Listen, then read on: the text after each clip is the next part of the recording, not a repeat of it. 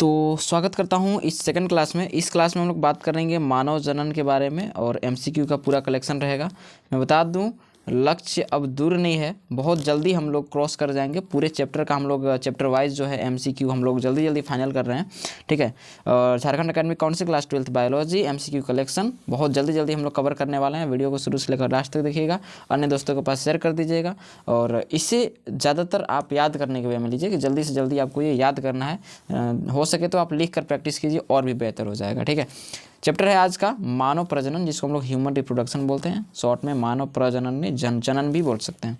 वस्तुनिष्ठ objective questions रहेंगे यहाँ पे, ऑप्शन दिए जाएंगे आपको, ठीक है। देखिए अगला प्रश्न नंबर 1, किस हार्मोन द्वारा अंडोत्सर्ग नियंत्रण होता है? कि मतलब कि वह कौन सा हार्मोन है जो अंडों का उत्सर्जन को कंट्रोल करके रखता है, ठीक है। तो ये है आपका, ठीक है, ये है आपका FSH तथा LHS, ठीक है, LH आगे समझ में आइए। FSH तथा LH, ठीक है, LH ये एक हार्मोन है, इसको रख के मतलब याद कर लीजिएगा। मानव में निषेचित होता है, ठीक है, मतलब कि निषेचित होता है क्या चीज़? देखिए मानव में निषेचित में कितने लोग जो हो जाएंगे ना, कंफ्यूज हो जाएंगे कि मानव मतलब केवल पुरुष होता है। नहीं, पुरुष तथा स्त्री दोनों ये मानव कैटेगरी में आते हैं, ठीक है। तो इसमें आप ध्यान दो एक चीज़, ठीक है, कि जैसे कोशिका जो होता है ना, मानव वाला सेल, मतलब ह्यूमन सेल्स की अगर बात करें तो मानव कोशिका जो होता है, मानव कोशिका में हम लोग छोटी बड़ी अगर लेते हैं तो सबसे जो छोटी जो पाई जाती है कोशिका, ध्यान दीजिएगा, सबसे छोटी जो कोशिका होती है वो आपका मेल में पाया जाता है। किस में पाया जाएगा? सबसे छोटी कोशिका जो होता है वो मेल में पाया जाता है, जिसको हम लोग स्पर्म कहते हैं, ठीक है। क्या कहते हैं? स्पर्म, उसे हिंदी में हम लोग शुक्राणु कहते हैं। अब इसी में एक और चीज़ आपको आ जाता है, सबसे बड़ी, ठीक है ना, सबसे बड़ी कोशिका जो होती है ये, इसको हम लोग कहते हैं ओभम। क्या कहते हैं? ओभम। और ये आपका पाया जाता है, इसको हम लोग हिंदी में अंडाणु कहते हैं, और ये आपका पाया जाता है केवल स्त्री में। तो मानव मीन्स सिर्फ आपको ये नहीं समझना है कि मानव मीन्स केवल पुरुष होता है। तो मानव में निषेचन कहाँ पे होता है, ठीक है ना? तो आपका ये होता है फैलोपियन नलिका में। इसे हम लोग इंग्लिश में फैलोपियन ट्यूब भी कह देते हैं, ठीक है, और इसे हिंदी में कहते हैं अंडवाहिनी, ठीक है, नलिका, अंडवाहिनी डायरेक्ट कहते हैं, इतना ही, ठीक है, इतना। चलो ये कंप्लीट हो गया। अगला क्वेश्चन, प्राथमिक लैंगिक जनन अंग क्या होता है? कि मतलब प्राथमिक जो होता है वो लैंगिक जनन अंग क्या होता है? तो ये होता है आपका वृषण, ठीक है। चौथा, बहुत कम क्वेश्चन है इसमें, 30 की संख्या में, ज़्यादा नहीं रहेगा। अगला है टेस्टोस्टेरोन हार्मोन का उत्पादन कौन करता है? ठीक है, तो ये आपका करता है वृषण। कौन करता है? वृषण। अगला, निम्न में से शुक्राणु जनन की किस अवस्था में शुक्राणु पूर्णतः परिपक्व हो जाता है? कि मतलब ऐसा कौन सा स्टेज आता है जिसमें शुक्राणु भी पूरी तरीके से परिपक्व जो होता है वो हो जाता है, ठीक है। तो इसको बोलते हैं हम लोग, शुक्राणु को परिपक्व होने के सिस्टम को हम लोग बोलते हैं स्पर्मियोजेनेसिस, ठीक है ना, स्पर्मियोजेनेसिस। और इसमें एक और चीज़, स्पर्मियोजेनेसिस में एक और चीज़ कि ये स्पर्मियोजेनेसिस का प्रोसेस आपको होता है कि जब आप एडोलेसेंस स्टेज में चले जाते हो, ठीक है। शुक्राणु जनन तो किस में होगा? शुक्राणु जनन तो मेल में होगा, लेकिन ये वाला जो होता है कब? कि जब आप एडोलेसेंस में चले गए, मीन्स कि आप किशोरावस्था में हो, ठीक है, किशोरावस्था में होते हो, तब ये धीरे धीरे क्या होने लगता है? परिपक्व होने लगता है, मतलब शुक्राणु का जनन होने लगता है, शुक्राणु का निर्माण भी होने लगता है। अगला, नेत्र लेंस बनता है, ठीक है। नेत्र लेंस जो होता है वो बनता है किस में? तो ये आपका बनता है मतलब कौन इसको बनाता है? नेत्र लेंस जो होता है कौन बनाता है? एक्टोडर्म। कौन बनाता है? Ectoderm. Option number A is the right answer. Question number 7, गर्भाशय के भीतरी स्तर को हम लोग क्या बोल देते हैं? ठीक है, तो इसको हम लोग बोल देते हैं एंडोमेट्रियम। क्या बोलते हैं? इंडोमेट्रियम, ठीक है, याद रखिएगा। अगला, नर जनन तंत्र स्थित होता है, ठीक है, नर जनन तंत्र स्थित होता है कहाँ पे? श्रेणी क्षेत्र में। कहाँ पे? श्रेणी क्षेत्र में। अगला, दुग्ध बाहर की ओर आता है, ठीक है, नलिका से। बहुत ईजी है, किससे आता है? नलिका से। अगला 10 नंबर क्वेश्चन है हमारे पास कि अंडोत्सर्जन की क्रिया किसके प्रभाव से होती है? कि मतलब जो अंडोत्सर्जन मतलब अंडों का जो निष्कर्षण वाला जो प्रक्रिया है किसके प्रभाव से होता है? तो ये LH एक हार्मोन है, इसके प्रभाव से ये होता है। अंडाणु को भेदने से पूर्व शुक्राणु का परिपक्वन जो होता है वो मतलब कि क्या कहलाता है? ठीक है, तो उसे हम लोग कहते हैं मतलब कैपेसिटेशन। क्या बोलते हैं उसको? कैपेसिटेशन। अगला क्वेश्चन नंबर 12, भ्रूण के अंतर कोशिका समूह, ठीक है ना, में पाए जाने वाले विशेष प्रकार की कोशिकाएं क्या कहलाती है? तो ये आपका कहलाती है स्टेम सेल। क्या कहलाती है? Stem cell. इसको इंग्लिश में भी ऐसे ही बोलते हैं, स्टेम सेल, ठीक है ना, स्टेम और सेल, ठीक है, स्टेम सेल। नेक्स्ट चलिए आगे बढ़ते हैं हम लोग। फर्टिलाइजिंग प्रोटीन पाए जाते हैं। फर्टिलाइजिंग जो प्रोटीन होते हैं वो पाए जाते हैं कहाँ पे? अंडाणुओं के सतह पे।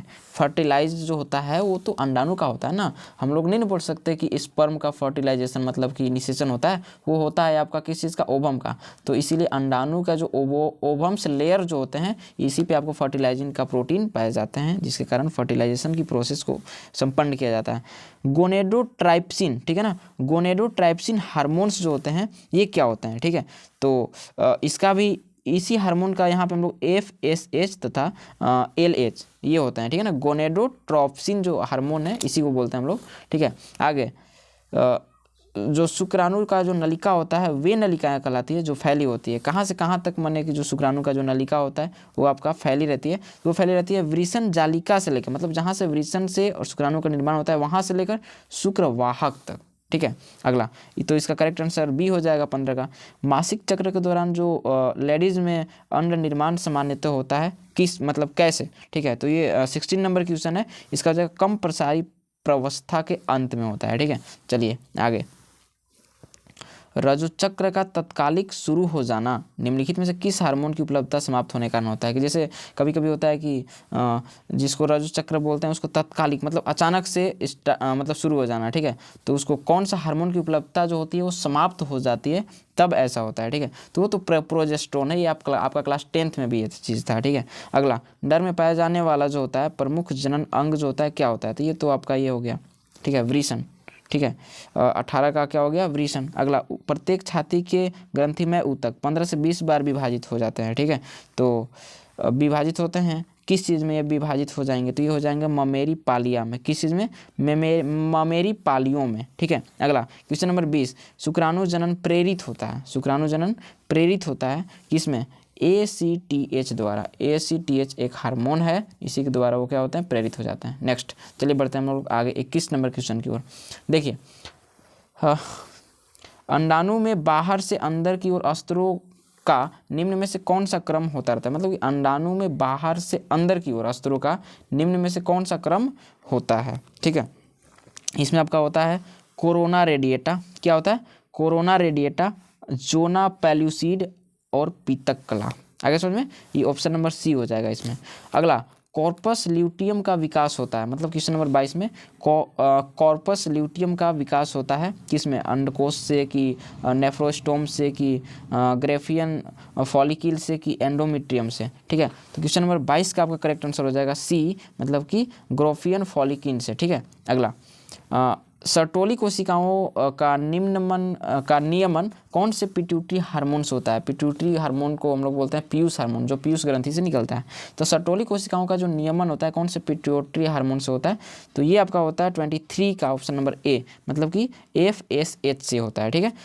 FSH भी एक हार्मोन है। स्तनधारी के शुक्राणु के मध्य भाग में क्या पाया जाता है? कि जो स्तनधारी होते हैं शुक्राणु जो होता है उसके मध्य भाग में क्या पाया जाता है? 24 का सी, माइटोकॉन्ड्रिया। क्या होता है? माइटोकॉन्ड्रिया। इनमें से कौन नर युग्मक के संयोजन करके भ्रूणपोष बनाता है? अनिषेचित अंडे, सहायक कोशिका, ठीक है, एंटीपोडलस एंड द्वितीयक केंद्रक। तो 24 का आपका हो जाएगा ऑप्शन नंबर सी, ठीक है। इसके आंसर पे नहीं जाना है, इसका आपका हो जाएगा एंटीपोडलस। क्या इसको बोलते हैं? एंटीपोडलस। अगला शुक्राणु जनन का नियंत्रण किसके द्वारा होता है? तो शुक्राणु जनन का जो नियंत्रण होता है, कंट्रोलर जो होता है, LH पाया जाता है, ठीक है। लैक्टिक हार्मोन शायद इसको बोलते हैं, ठीक है। नेक्स्ट हम लोग बढ़ते हैं। भ्रूण कोश की सेंट्रल कोशिका क्या होती है? मतलब भ्रूण कोश का जो मध्य जो सेंट्रल जो कोशिकाएं होती है वो क्या होती है? तो द्वितीयक केंद्र को उसको कहते हैं। क्या कहते हैं? द्वितीयक केंद्र। चलिए आगे बढ़ते हैं। एक्रोसोम किसका संभाग है? ठीक है, मतलब किसका एक भाग होता है? एक्रोसोम।